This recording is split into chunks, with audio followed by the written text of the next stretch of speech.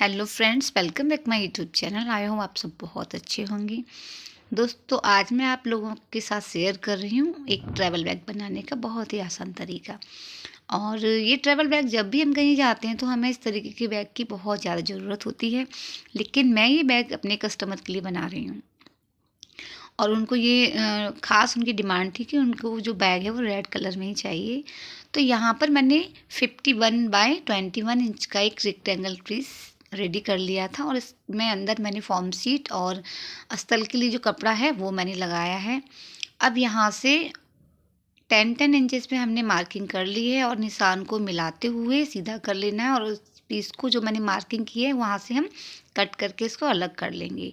और ये जो पीस था इसके बीच में आपको जो निशान दिखाई दे रहे हैं ना, मैंने बीच में मतलब स्क्वायर पीस करके जो एक बॉक्स थे ना उस तरीके से सिलाई की थी, जिससे कि हमारी जो फॉर्म शीट है ना वो अच्छे से उसमें अटैच हो जाती है। अब यहाँ से दूसरी साइड से भी मैं यहाँ पे 5-5 इंचेस पे मार्किंग कर रही हूँ और मार्किंग करने के बाद में इस निशान को मिला करके सीधा कर लेंगे और उसके बाद मैं यहाँ से इस पीस को भी कट करके अलग कर लूँगी। तो ये पीस कट करने के बाद यहाँ पर मैंने इसी साइज़ की ली थी जिपर, और जिपर की जो लंबाई थी वो मैंने जो कपड़ा है ना उससे 2 इंच कम रखी थी। तो जिपर की लंबाई 2 इंच कम रखने का रीज़न ये था कि मैंने यहाँ पर 4 पीस लिए थे, स्क्वायर पीस 2-2 इंचेस के। और जो पीस थे ना कपड़े के उनको मैंने इस तरीके से जिप को अंदर रखते हुए और पीस को जो सीधा वाला पार्ट था कपड़े का वो अंदर रखा और इस तरीके से मैंने उसमें सिलाई लगा ली थी। और सिलाई लगाने के बाद इस तरीके से उसको जो एक्स्ट्रा कपड़ा था वो मैंने निकाल दिया था और इस तरीके से आप देख सकते हैं कि ये जो जिप है हमारी इसमें बहुत ही फिनिशिंग के साथ इसमें अटैच हो गई है। और दूसरी साइड से भी मैंने इस तरीके से उसको अटैच कर लिया था। अब जहाँ से हमें जो कपड़ा था उस पे हम इस जिप को रख के सिलाई लगाएंगे और जितना हमें मार्जिन देना है उतना मार्जिन देते हुए हम यहाँ पर इसको ये छोटे वाले पीस में इस जिप को अटैच कर देंगे। अब जब तक जिप अटैच की उसके बाद फिर मैंने 2 इंच की चौड़ाई में और जो लंबाई है ना कपड़े की उतना मैंने एक और अस्तर वाला जो कपड़ा था उसका टुकड़ा लिया और इस तरीके से रखते हुए एक और सिलाई लगाई। और सिलने के बाद फिर इस कपड़े को अंदर मोड़ते हुए जो भी इसके रफ़ एजेस थे उनको मैंने फिनिशिंग के साथ इसमें छुपा दिया था। तो इससे बहुत ही अच्छी फिनिशिंग आती है।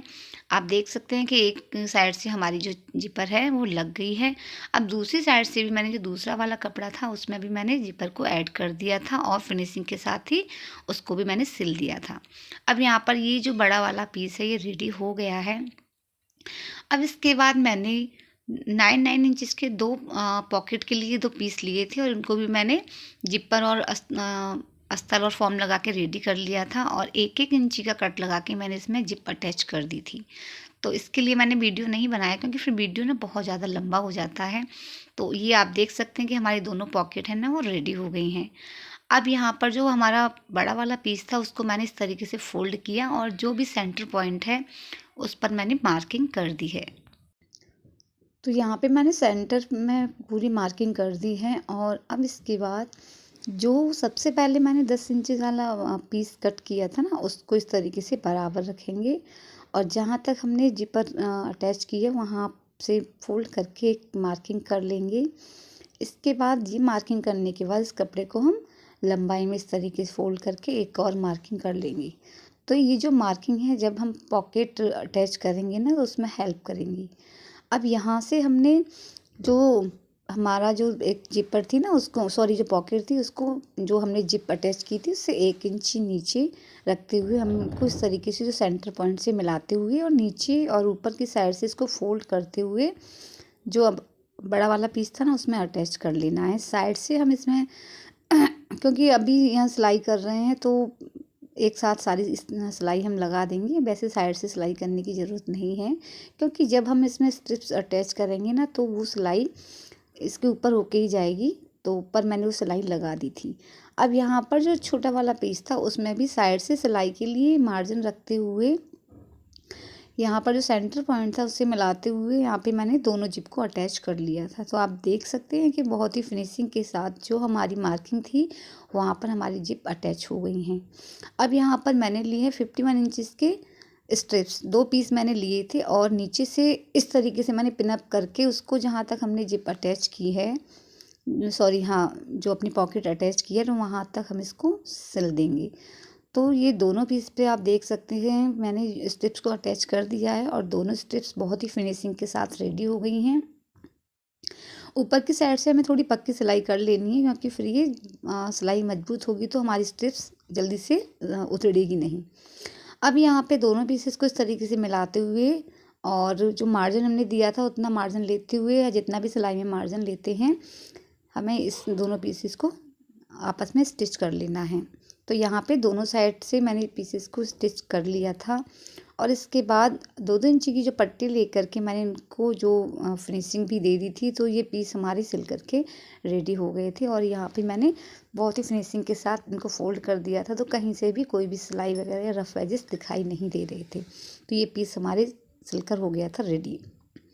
अब इसके बाद में हम इसके जो सेंटर पॉइंट हैं उन दोनों साइड से सेंटर पॉइंट को मिला के मैंने पिन अप कर दिया था, क्योंकि जब हम सिलें तो सिलते टाइम हमारा कपड़ा इधर से उधर ना हो। सेंटर पॉइंट को मिलाकर ही हमें सिलाई करनी है, नहीं तो हमारा बैग जो है वो टेढ़ा होगा। अब इसके बाद थोड़ा हुआ जो भी मुझे लगा एक्स्ट्रा कपड़ा था वो मैंने कट कर दिया था और दोनों साइड से मैंने सिलाई लगा ली थी। तो दोनों साइड की सिलाई हमारी लग चुकी थी। अब इसके बाद में यहाँ पे जो चारों कोने हैं वहाँ पे मैंने 3 बाय 3 इंच के मैंने चारों कॉर्नर पर मार्किंग कर ली है। और इसके बाद चारों कॉर्नर पे मार्किंग करने के बाद इन चारों साइड से हम इसको कट कर देंगे। तो यहाँ पे मार्किंग करते टाइम आपको ध्यान देना है कि जो चारों कॉर्नर है ना उन पर हमारी एक जैसी मार्किंग होनी चाहिए। अगर मार्किंग थोड़ी ऊपर नीचे हो गई तो फिर बैग में थोड़ा बहुत कहीं ना कहीं सिलने में झोल आ जाएगा या फिर थोड़ा सा टेढ़ा हो जाएगा, तो इस चीज़ का आप ध्यान रखिए। तो यहाँ पर मैंने जो निशान लगाया था उसी से मैं यहाँ पे मार्किंग कर रही हूँ। अब मार्किंग करने के बाद मैंने उनको कट कर दिया था और इसके बाद जो रफ एजेस थे उसको भी मैंने एक कपड़े की पट्टी लेकर के दोनों साइड से उसको भी मैंने फिनिशिंग दे दी थी। तो यहाँ पे पीस को कट करने के बाद यहाँ ये जो कोने हैं ना जो साइड की सिलाई थी इनको भी मैंने फिनिशिंग के साथ में सिल लिया था। तो यहाँ पे अब तक हमारा ये काम हो गया था। अब जो हमने कटिंग की थी ना कॉर्नर से, तो यहाँ पे उनको जो कॉर्नर हैं उनको हमें पूरी फिनिशिंग के साथ में आपस में मिलाते हुए हमें उनको सिल देना है। और ये जो हम साइड्स की जो सिलाई है उसको जब हम फिनिशिंग देते हैं तो आप देख सकते हैं कि देखने में कितना अच्छा लगता है। और बाकी जब भी कोई बैग वगैरह हम मार्केट से लेते हैं तो वो इतनी फिनिशिंग नहीं होती है और उसमें सिलाई वगैरह भी इतनी पक्की नहीं लगाते हैं वो। तो अब इसके बाद में यहाँ पे ये जो पॉइंट है इनको आपस में सेंटर से मिलाते हुए हमें यहाँ पे सिलाई लगा देनी है और पिन अप कर लेंगे, जिससे कि हम सिलते टाइम हमारा जो कपड़ा है इधर उधर नहीं खिसके।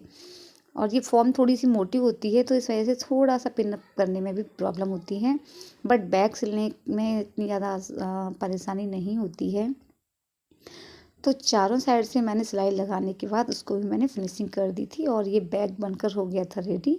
तो अभी मैं आपको ये बैग सीधा करके दिखाती हूँ और ये देखिए हमारा बैग बहुत ही फिनिशिंग के साथ ये बैग बनकर हो गया है रेडी।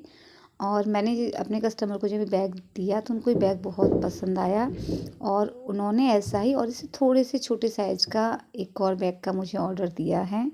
तो बैग बनकर रेडी हो गया और दिखने में भी बहुत अच्छा लग रहा है और इसमें आप 10 से 12 जोड़ी कपड़े आसानी से कहीं भी लेकर जा सकते हैं। तो फ्रेंड्स, अगर आपको ये वीडियो पसंद आया हो तो प्लीज़ लाइक करना मत भूलिएगा। मिलते हैं नेक्स्ट ब्लॉग में।